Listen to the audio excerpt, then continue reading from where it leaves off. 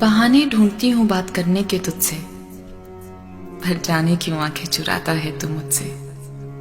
मुझसे है कोई शिकायत या शिकवा है खुद से? तेरी आंखों में तेरे दिल का हाल दिखता है, तू भी मुझे मेरी ही तरह बेहाल दिखता है। तू वो चांद है जिसको मैं पाना नहीं चाहती, पर तुझे देखने का एक भी मौका गंवाना नहीं चाहती। तुझे दूर से चाहना मंजूर है मुझे, मेरी इस इबादत पे गुरूर है मुझे।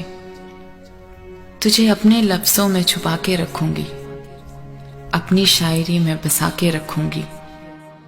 चांद सा है तू, तेरी चांदनी नहीं, मैं खुद को ज़मीं बना के रखूंगी।